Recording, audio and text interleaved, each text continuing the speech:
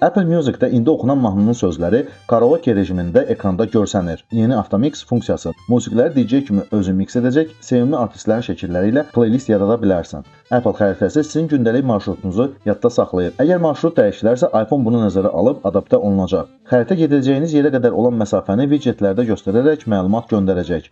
Apple xəritəsi Azərbaycanda işləmədiyi üçün, yəni normal işləmədiyi üçün bu barədə məlumat vermək istəmirəm. Apple Wallet-də bir çox brendlər öz digital açarlarını yerləşdirmək imkanı yaradıb. Bu siyahı 13 brend artırılıb. Bu siyahıya Porsche brendi əlavə edilib. 9 ölkədə sürücülük vəsiqəsi, paizdə isə ABŞ pasportları bura əlavə edilə biləcək. Bilmirəm kimin üçün bu maraqlı olar ya yox, amma Apple Arcade o qədər də aktual deyil. Bunu keçək. İndi Visual Intelligence-dən danışaq. Bu sizə kamera vasitəsilə tanımadığınız yer haqqında məlumat verə bilir. İndi isə Visual Intelligence ekran şəkillərini anlaya bilir. Daha doğrusu, screenshotla axtarış apara bilir. Ekranın şəklini çəkib, şəkildəki obyekti seçib, həmin obyekt haqqında məlumat əldə etmək mümkündür. Bu funksiya Google-da çoxdan var. İndi isə iPhone-larda olacaq. Amma balaca bir əmma odur ki, bu funksiya ancaq ingilis dilində işləyir. Ola bilsin ki, paizdə bu düzəldi.